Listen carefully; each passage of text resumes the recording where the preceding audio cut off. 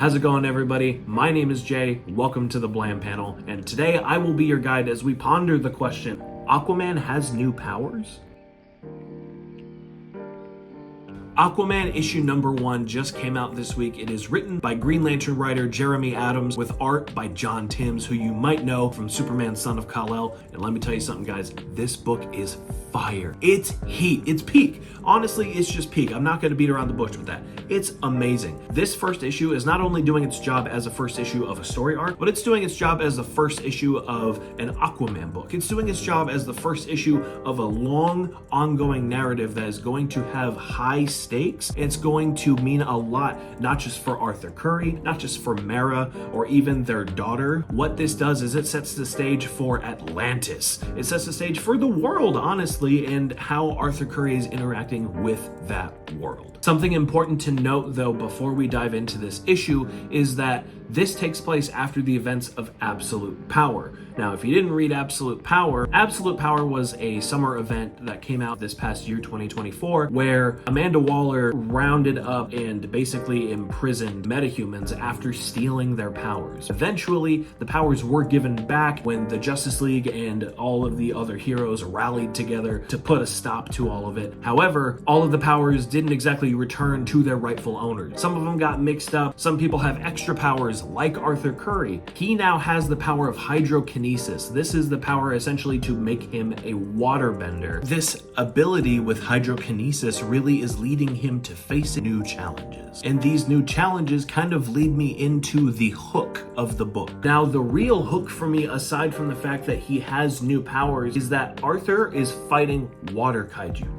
Water kaiju. This is awesome. It's really cool, and it's very new and fun for me as a relatively new Aquaman reader, because not only is Arthur utilizing a new power that Mera is teaching him how to hone and not necessarily asking for them back, which is very interesting. He's taking on a new challenge with these new foes that make sure that he has to use these new powers in order to beat them. The first one that he goes up against that we see it, I don't know if it's necessarily in timeline order, it probably takes place later, further down the line, but we can see that he has conjured a sword made of pure water. I love that. That is so damn cool. The next time that we see it, it's attacking a beach in Florida, and he is immediately getting his ass handed to him. He's getting clapped. But what he does is he rallies, he realizes, hey, I have this new power, I can't just punch this thing. So he uses it and just kind of evaporates the whole beast, kind of all at once. And he enjoys the silence until he hears a scream come from Mera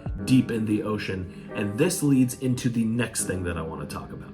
Arthur Curry is the king of Atlantis, but he's a little bit bored of the whole rigmarole of being a king and hearing wobbles and quarrels about what's best for this and the infrastructure of that and all the boring kind of royal hearings and stuff like that. However, he loves Atlantis. He loves his family that is intrinsically tied to Atlantis, and he is the fierce defender of the seven seas. He will do anything to make sure nothing happens to it. And immediately, as soon as he's done fighting this thing and he goes back to Atlantis, he sees that this place has been leveled. Something has come through and absolutely decimated it in quick time while he's been up on the surface protecting the surface world, because he is a man of two worlds. And I think that's something that we're going to be seeing maybe tear him apart a little bit as the series continues, because not only has his absence, however brief, led to the fall of Atlantis's complete destruction and decimation. I totally just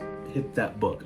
Either way, that happening while he's up defending the surface is something that I think is going to be very interesting to see in regards to Arthur's character. However, there is one thing left in Atlantis, and it's this strange pearl that is emitting this very odd frequency. So what he does is he takes this up to the Justice League Watchtower, and he's having Batman immediately try and analyze it, including Zatanna, who's also looking over it. What they come to the conclusion of is that it's emitting a signal that is ancient, and it's calling to something deep in the ocean. So Aquaman then goes with Wonder Woman and Batman to try and see the source of the signal that this pearl is attracted to. When he unleashes the pearl to this structure, it turns into a gateway. He says, I have to go through this. Batman kind of says, you know what you got to do, Godspeed soldier, go get him son, bring your family back in one piece. So when he goes through the gate, we pan out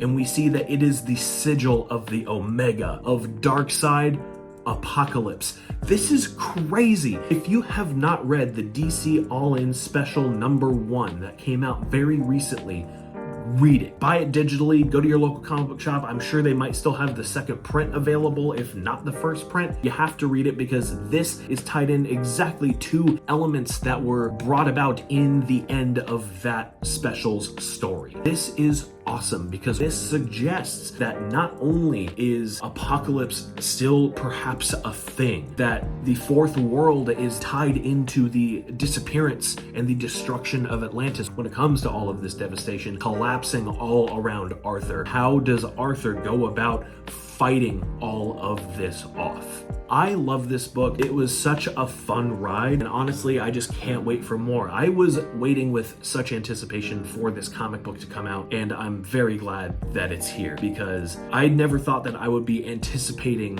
a new Aquaman book because I'm typically not an Aquaman reader, as I mentioned before. This is relatively new ground to me. I checked out back in the New 52 some of Jeff Johns' run. The first couple issues, I was like, yeah, this is kind of cool, but I didn't read past The Trench, the first story arc. But I recently picked up the Jeff Johns Omnibus, and I am very excited to be diving into that and this and seeing just how far the stories have come since then and through Rebirth with Dan Abnett, which I have some stories of here that I still have to go through and read. But either way, I'm kind of on an Aquaman kick right now, and this book is doing its job to keep me entertained and to keep me engrossed, and I really like that. Either way, that's going to do it for the video today. Thank you so much for watching. This is the first official video that is going up on this channel, the Blam Panel. I'm normally putting up shorts and stuff like that occasionally. When I do, it is typically a repost from TikTok, and that's what I've been doing primarily for the past couple of years, is just kind of low-key doing some hauls and comic reviews and stuff like that over on TikTok at the Blam Panel. But since that's probably going to be going away here pretty soon, I'm making the transition to doing a bit more of the same thing, however in a bit more of a long-form content model here on YouTube, and I'm very excited about it. Either way, be sure to drop a like on the video if you did enjoy it. Subscribe, hit the bell icon so you don't miss out on anything that we have going on here, and I look forward to hearing what you thought about Aquaman #1 in the comments down below. And for now, I'll see you next time. Keep reading your comics, folks.